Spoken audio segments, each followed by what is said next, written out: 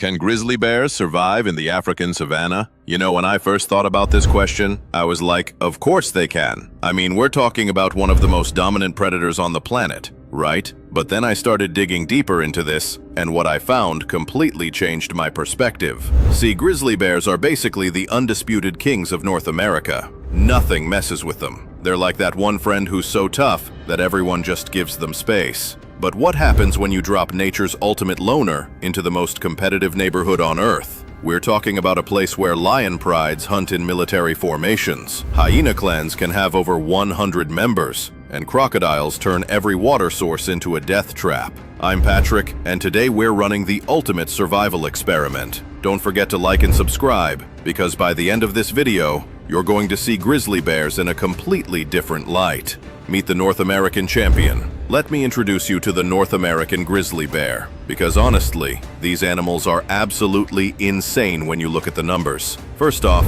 we're dealing with subspecies of brown bear that can weigh over 1,000 pounds. That's literally the weight of a small car, but here's what's crazy. They can still hit 35 miles per hour when they're chasing you down. I can barely run 15 on my best day. These bears are built like living tanks. That massive shoulder hump, pure muscle designed for delivering bone-crushing blows. Their claws can be 4 inches long, that's longer than my fingers, and they never retract. It's like having permanent daggers attached to your hands. Now here's what makes grizzlies truly special. Their bite force hits 1,160 pounds per square inch. That's enough to crack a bowling ball in half, no joke. And they use this power to take down massive prey, elk, moose, even adult bison when they're feeling ambitious. But the real secret weapon? They're omnivores with attitude. About 75% of their diet is plants, berries, and nuts. The other 25%? That's where things get brutal. They'll fish for salmon, hunt deer, and steal kills from entire wolf packs without breaking a sweat. In North America, when a grizzly shows up, everything else leaves. Wolves scatter, mountain lions disappear. Other bears give them a wide berth. They've literally never had to deal with serious competition. But that's about to change in a big way. Welcome to Africa's Thunderdome. Now let me take you to where we're dropping our grizzlies, the African savanna. And guys, this ecosystem is absolutely mental. First reality check for our grizzly, he's not the biggest predator anymore. We've got African elephants weighing 13,000 pounds. That's 13 times heavier than our bear. Hippos at 8,000 pounds with bite forces of 1,800 PS, yeah, that could literally snap our grizzly in half. Cape buffalo with horns that could gore a car. But here's where it gets really interesting. The competition isn't just big, it's organized. We're talking about lion prides with 6 to 8 members using coordinated hunting tactics that would make military strategists jealous. Hyena clans that can reach 100 individuals, all working together like a massive army. And don't even get me started on what's lurking in the water. Nile crocodiles with bite forces hitting 5,000 psi. That's more than 4 times stronger than our grizzly's bite. Every time our bear needs a drink, he's potentially walking into an ambush.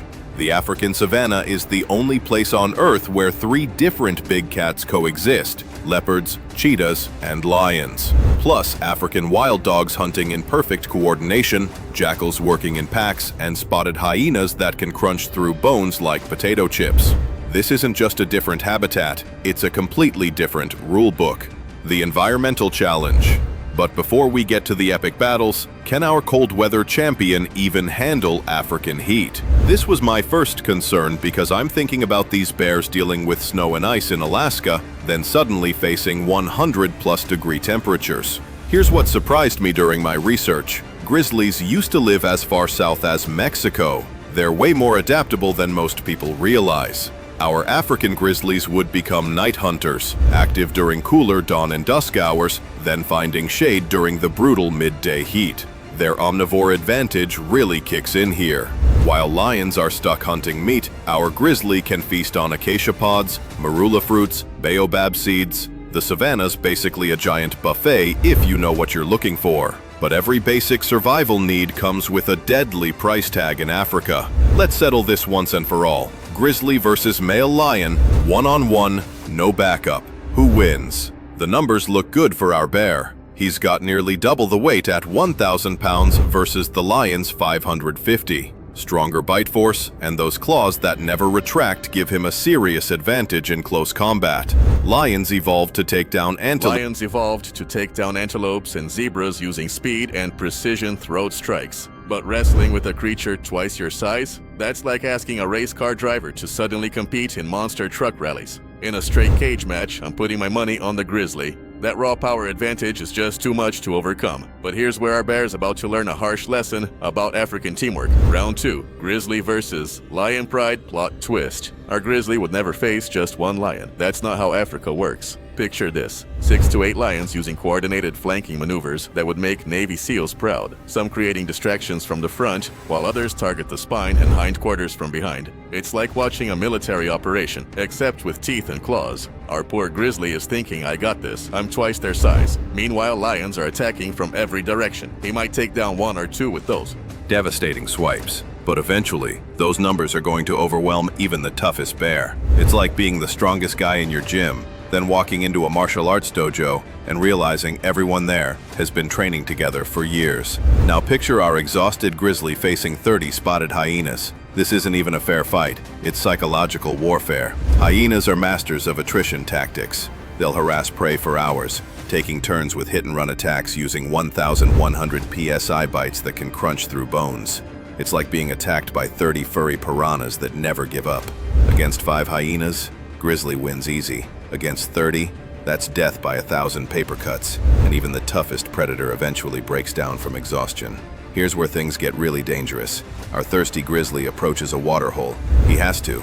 It's Africa. What he doesn't see is the 16-foot crocodile that's been lying motionless like a log for hours. When that croc strikes with 5,000 psi of crushing force, it's game over. The famous death roll would turn our bear into a very unhappy camper in about 3 seconds flat. On land, our bear dominates. Those claws could seriously damage a crocodile. But in water, the grizzly just learned why every African animal treats water sources with extreme caution.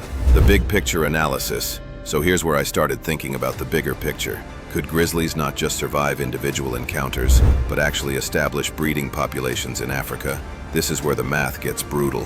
Female grizzlies don't start reproducing until they're 4 to 6 years old, then only have 2 to 3 cubs every few years. In North America, cubs already face high mortality rates from wolves and mountain lions.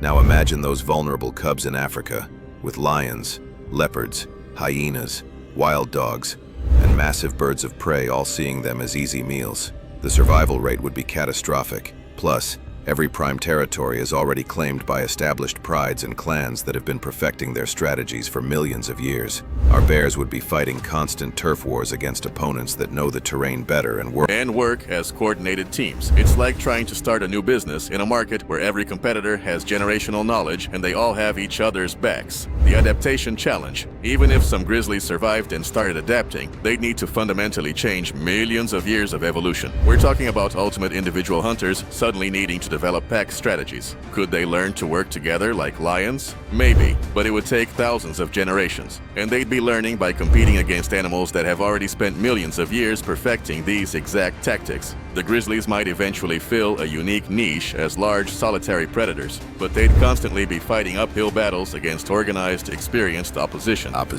It's like learning chess by only playing against grandmasters. So, can grizzly bears survive in the African savanna? Individual adults? Absolutely. These are incredibly intelligent, adaptable animals. Some would definitely figure out the rules and carve out their own survival strategies. But dominate like they do in North America? Not a chance. Africa would humble our ultimate apex predator and teach him some hard lessons about teamwork, strategy, and respecting the established pecking order.